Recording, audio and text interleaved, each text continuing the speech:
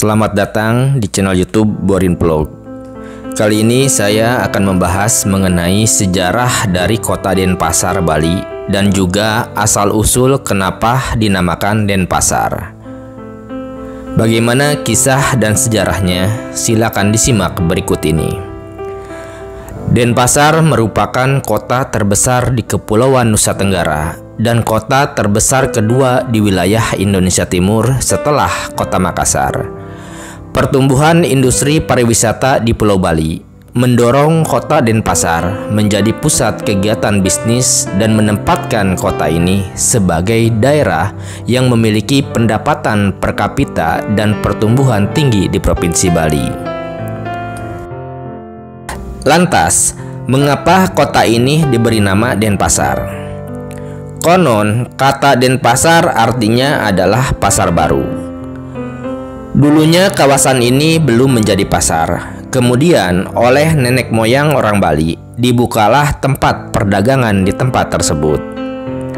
Sebelumnya kawasan ini merupakan bagian dari Kerajaan Badung, sebuah kerajaan yang pernah berdiri sejak abad ke-19. Sebelum kerajaan tersebut ditundukkan oleh Belanda pada 20 September 1906 Masehi. Dalam sebuah peristiwa heroik yang dikenal dengan Perang Puputan Badung. Jauh sebelum itu, nama Denpasar sudah muncul sebelum 1788 Masehi. Tatkala wilayah yang kemudian disebut Badung itu dipimpin oleh dua kerajaan kembar, yaitu Puri Pemecutan dan Puri Jambe Kesatria. Dua kerajaan kembar ini sama-sama merupakan keturunan Kiai Jambe Pule. Keduanya juga memerintah bersama-sama. Wilayah sebelah barat Tukad Badung dikontrol oleh Puri Pemecutan, sedangkan wilayah sebelah timur Tukad Badung dikontrol oleh Puri Jambe Kesatria. Penguasa Jambe Kesatria dikenal gemar bermain adu ayam.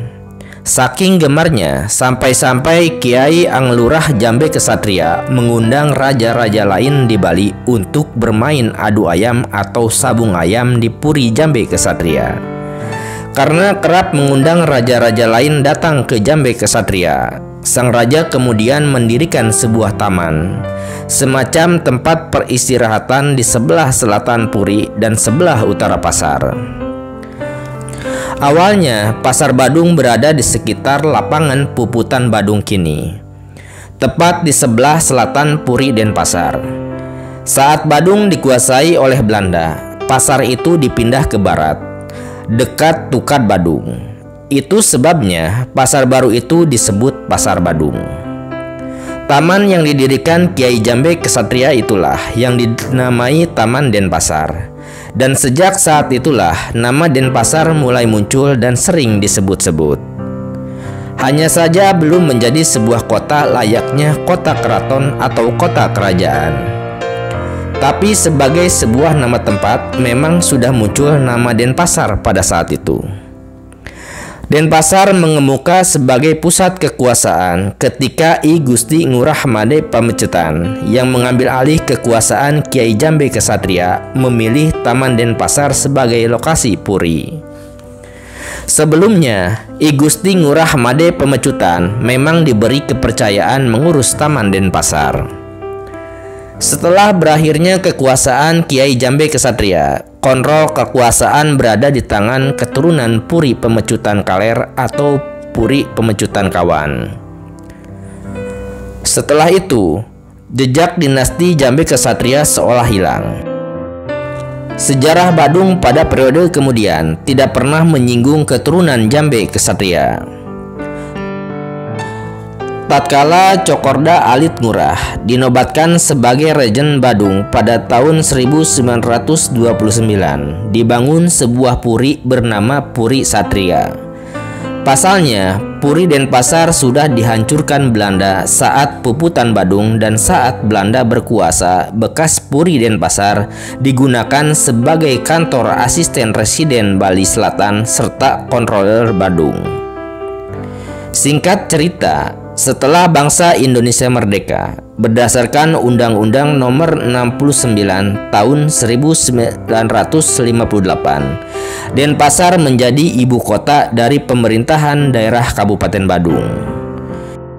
Selanjutnya, berdasarkan keputusan Menteri Dalam Negeri tertanggal 23 Juni 1960, Denpasar juga ditetapkan sebagai ibu kota bagi Provinsi Bali yang semula berkedudukan di Singaraja.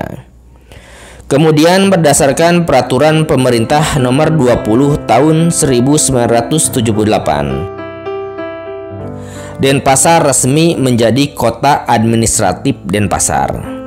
Dan seiring dengan kemampuan serta potensi wilayahnya dalam menyelenggarakan otonomi daerah, pada tanggal 15 Januari 1992, berdasarkan Undang-Undang Nomor 1 Tahun 1992, dan kota Denpasar ditingkatkan statusnya sebagai kota madya, yang kemudian diresmikan oleh Menteri Dalam Negeri pada tanggal 27 Februari 1992. Sudah menjadi pengetahuan umum, bahkan publik dunia, kini kota Denpasar merupakan daerah objek wisata yang sangat mempesona. Ada beberapa objek wisata yang terdapat di kota ini. Yang utama adalah Pasar Tradisional Denpasar yang merupakan pusat ekonomi kota yang terletak di Jalan Gajah Mada. Pasar ini berlokasi tepat di Desa Candi yang merupakan satu dari 3 candi terbesar di Denpasar. Hal ini awalnya tidak sebesar seperti sekarang, karena telah berubah pengalaman dan modifikasi yang menyesuaikan dengan kebutuhan dan pertumbuhan kota. Masyarakat lokal akan merasa tidak lengkap pergi untuk berbelanja jika mereka tidak datang ke Kumbasari Market, terutama bagi orang Bali yang ingin membeli barang-barang upacara tradisional Bali. Selanjutnya ada Museum Bali dan Lapangan Puputan. Tempat ini acap kali digunakan sebagai tempat rekreasi keluarga karena tempatnya sangat teduh dengan pepohonan yang rindang. Di tempat yang sama juga berdiri sebuah kompleks bangunan yang dikenal dengan Museum Bali.